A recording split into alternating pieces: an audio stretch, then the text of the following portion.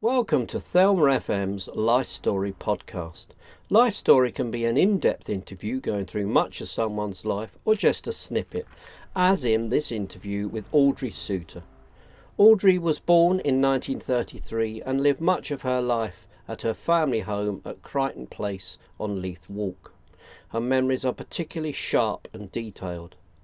The theme in this interview was health, life before the NHS, and the years just after its introduction in 1948. Audrey had various jobs, but in her 40s went on to study at college and in the late 1970s became a social worker. She remained in that role for 22 years. At the time of this interview in 2008, she was a member of the original Damn Rebel Bitches herstory group. Thank you for listening. But I remember my parents telling me that I had croup when I was a baby. So the doctor's practice is across the road, across the walk, just up from the store. And Dr. Isbist, I think is her name, he came to see me when I was a baby, and that cost 2 and 6. And my father paid him on the way out. So that would be 1933. Born in Elsie Ingles. There was a panel system. Working men paid into insurance, and that was covered. That covered them. But I think my father was an insurance agent at that stage, so he would be well covered. I remember going to the school dentist at 5 Leith Place, and I didn't like that very much. But I also remembered once I went to the dentist privately, a dentist in Easter Road, and now that would be when, about 1945-46, round about then. And that cost my father 5 guineas. The school, a medical inspection every year, and you got your hair examined for nits and your general physical, I think you were weighed and your height taken, and generally you looked over to see if you were well nourished, I think. And I remember when I was during the war, we had our feet measured, because you got extra coupons if you had your feet were over a certain size. Extra coupons, because the bigger shoes you had to get bigger shoes. Cod liver oil and concentrated orange juice and rosehip syrup. I didn't like the cod liver oil, but I enjoyed the orange juice. And the rosehip syrup was all right. But when I was younger, I remember getting stuff called emulsion, and it was sort of a pink stuff. I remember swallowing that, and then we had malt. I liked that. And there was another stuff called chemical food, which you had to take through a straw because it rotted your teeth. God knows why they ever gave you that, but it's supposed to be good for you. And I remember they had Epicepiani wine, but I can't remember what that was for. Wine used to get rubbed with the 4 oils if you had a cold on your chest, and Thermogene wool slapped on top. And what was the 4 oils? Just the name of it? Oh, that was just the name of it. Camphorated oil was one of them. Or you would just have camphorated oil on its own, but I think there was the 4 oils as well. And you would sniff Vic, clear your head. If you had a cold, you were supposed to leave half an onion in the room, and that would absorb the germs. And the other thing was, if you had a sore throat, a sweaty sock round your neck. Sweaty sock. Well, in the olden days, people used to be sewn into their underwear. I mean, I've never actually seen that, I've just heard of it, that for the winter. And my friend had scarlet fever. Yeah, I remember them being taken away in the fever van. No, it was an ambulance. And they came out in a stretcher with a red blanket over them. But then that was common to have a red blanket on your bed in the hospitals. Because I remember when, in the 50s, I think, we used to go carol singing in Leith Hospital, and they always had the red blankets on the bed. I think they were under the white covers, and they took the covers off at night. So we went in at night to do carol singing, and there were all these people. It looked very festive at Christmas time. Well, I was never an inpatient. I was there as an outpatient. Where did I get my tonsils out? Maybe it was Leith Hospital got my tonsils out.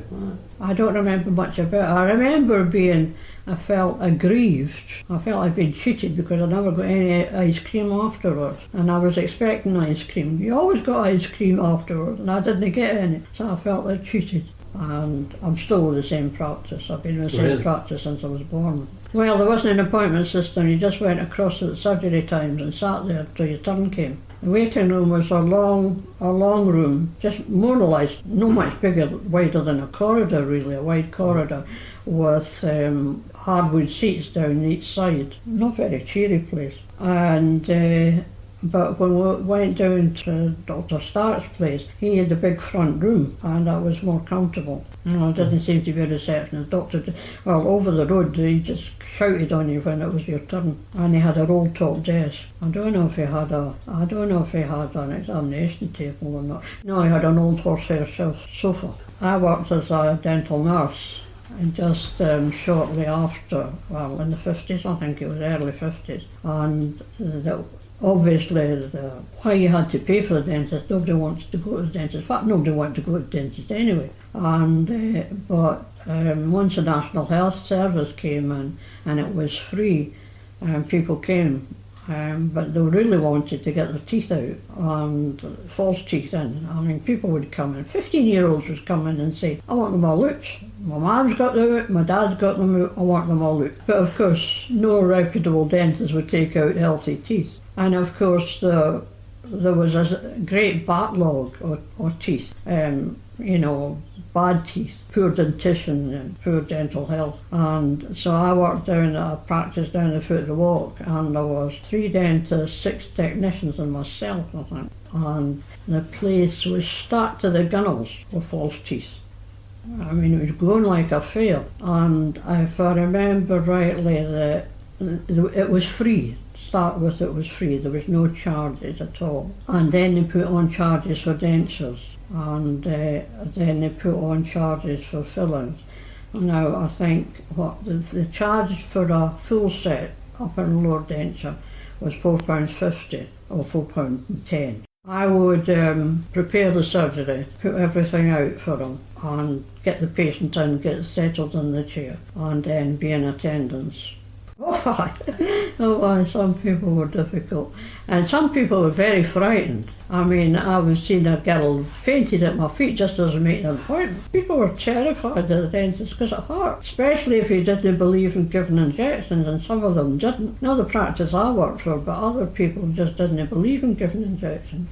I used nitrous oxide, yeah. But in another practice I did administer it. Have to mix the gas and air. But if I would, up to 8 teeth I think it was, I did it, and after that we're getting an anaesthetist did. Total cleanse, you could have a total cleanse, a whole lot taken out. So what you would do if it was a total clearance, and you just take them all out, right? And be left with no teeth at all.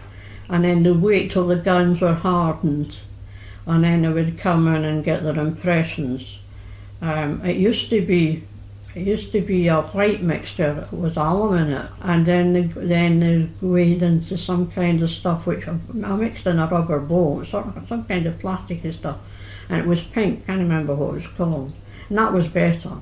Because when it was alum, you had to mix it in the technician's room where they made the denture, and then you had to rush through to the surgery and make sure that it didn't harden on the way. You shove it into the patient's mouth. It was early days, you know. But then when this other stuff came in, you could mix it in the surgery. And then it came in that people didn't want to be gummy for that amount of time, you know. No. And you could then immediate dentures, you could make the dentures first and then take their teeth out. But then of course the gums would recede as they healed, so they would no longer fit.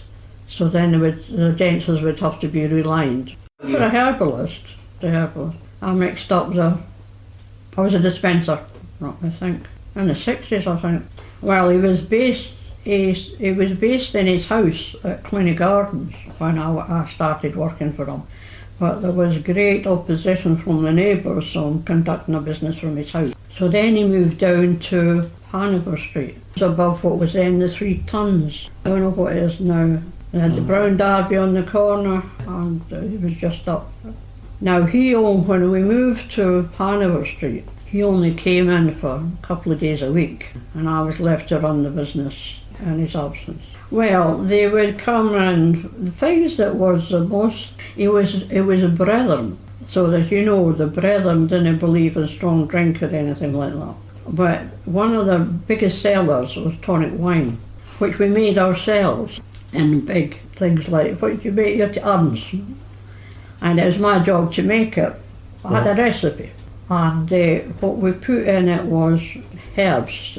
Our other herbs were, well, mostly it was sweet syrup. Well, it was syrups. The dispensary was all bottles, 16-ounce bottle, all these herbs in, and you measured them out into another 16-ounce bottle, or 8-ounce bottle, depends what the. So you mixed all these out. You had your wee mixing glass, and you mixed them all out, put them into this, and then you topped it up with sweet syrup, which was also in an oven. And you labelled it and gave it to the woman, and took her money, which for a 15-ounce bottle was 15 shillings. You put, when you're making the tonic wine, some herbs and sweet syrup and stuff, and it was 3 bottles of port. It was good port and not so good port. And then one day when I was making it up, I couldn't remember whether I'd put the port in or not, and I thought I hadn't put it in. So I put it in because I thought I hadn't put it in. Oh. And I couldn't understand why this tonic wine was going because a lot of brethren people came there because it was brethren, you see. And I couldn't understand why. Mind you, I did taste it, and I thought it tasted quite nice. And I'd put a couple of bottles under the counter for us. And it started going so quick, I put another couple of bottles under. Of course, that batch went very fast. So I made another batch, but I remembered what I'd done that time. That didn't go so far. The run of it didn't quite so popular. It was popular, but never quite so popular. Okay. Yeah, people would come in. There was no charge for consultation, and people would come in with their problems. Of course, you weren't getting a lot of doctor's time. His time was unlimited. So you would get people come in and they would tell them what their troubles were. And then he would prescribe something for them. And when I was doing the consultations, I had a book, so I just looked it up, what the symptoms were, and told them what was what. One woman, she had stomach problems, and she came in and she told me her stomach problems, right? Told me her problems, and I mixed up a bottle for her for a stomach problem. And then she went away, and I was looking over this afterwards. And I had mixed her up a medicine for colic in a horse. But did she come back? She came back and said she was totally cured. And she wouldn't go back to see him again, she only wanted to see me. I didn't believe quite so much then, but I think looking back, he did a lot of good, And the one thing was we didn't use any poisons, so you couldn't harm anybody. You might have cured them, but you couldn't actually harm them. And if we suspected there was anything serious wrong, we told them to go to the doctor. But and he did a mail order. And what was the most popular thing was the laxative. What was it called? I can't remember. And there is foot ointment, which was very popular. It was very effective. And his chest mixture, which was very good. There was something else, slippery elm bark for stomach. But it was expensive. Expensive, especially when you could get it for nothing at the doctor.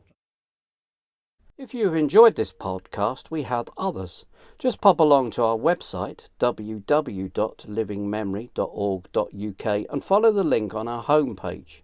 You can also learn more about our work or trawl through our photo archive. We have over 3,500 photos for you to look at. Check us out on Facebook under Living Memory Association, or for podcasts, Thelma FM. We also have a Twitter account. Thank you very much for listening and enjoy our other content.